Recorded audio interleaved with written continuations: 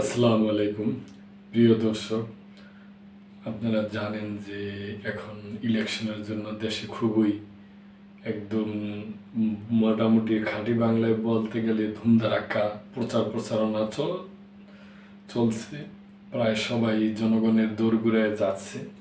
তো এরকম তারেক রহমান সাহেব আজকে মিটিং করছে। উনি বলছে যে নারী পুরুষ সমানভাবে কাজ করে দেশকে এগিয়ে নিয়ে যেতে হবে।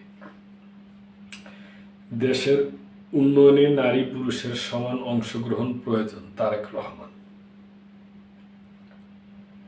মানুষের কল্যাণে আর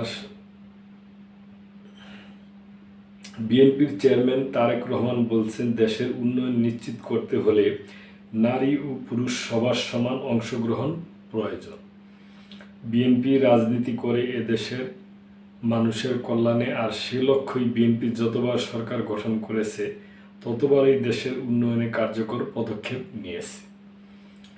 সোমবার বেলা 2টায় যশোর উপশহরের ডিগ্রি কলেজ মাঠে জেলা বিএনপি আয়োজিত নির্বাচনী জনসভায় প্রধান অতিথির বক্তব্যে তিনি এসব কথা বলেন। তারেক রহমান বলেন, বিএনপি দেশের বাস্তব সমস্যা ও ভবিষ্যৎ পরিকল্পনা নিয়ে কথা বলতে চায়।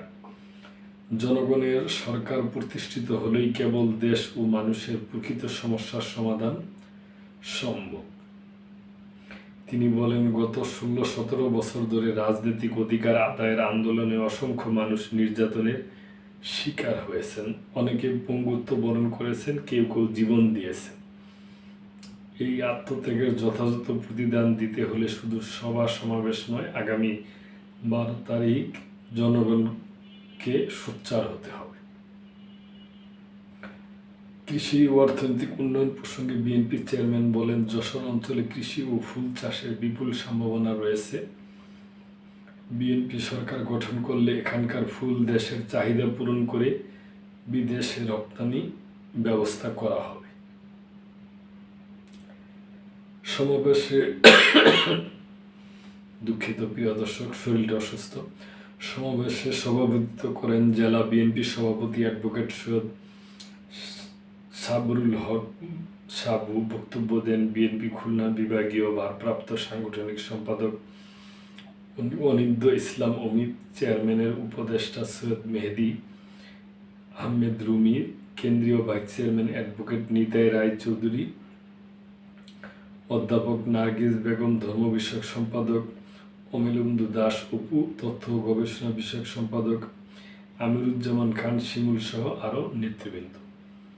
সমাবেশে পরিচালনা করেন যশোর জেলা বিএনপির সাধারণ সম্পাদক দেলোয়ার হোসেন। নির্বাচনী সমাবেশ শেষে প্রধান অতিথি তারেক রহমান জুলাই আন্দোলনে আহত ব্যক্তিদের এবং শহীদের পিতামাতার সঙ্গে কুশল বিনিময় করেন। দুঃখিত প্রিয় দর্শক। পরে বিকেল 3:30টায় হেলিকপ্টার যোগে তিনি যশোর ত্যাগ করে ঢাকার উদ্দেশ্যে রওনা দেন। তো প্রিয় দর্শক, আমরা এটা আশা করব যে প্রতিটা দলে এখন জনগণের কাছে বিভিন্ন অফার দিতেছে আর কি, যাকে বলা চলে। এখন এটা যে কোনো একটা দলেই তো হয়তো পাশ করে জয়যুক্ত হয়ে দেশ চালাবে। ওই সময় জনগণের দিকে এবং দেশের দিকে যে প্রতিশ্রুতিগুলা দিছে ওগুলা ঠিকঠাকভাবে করবে বলে আমরা আশা করি। প্রিয় দর্শক, এ ব্যাপারে আপনাদের কোনো মন্তব্য থাকলে অবশ্যই করবেন এবং মেম্বারশিপ নিয়ে চ্যানেলটির পাশেই থাকবেন। আল্লাহ হাফেজ।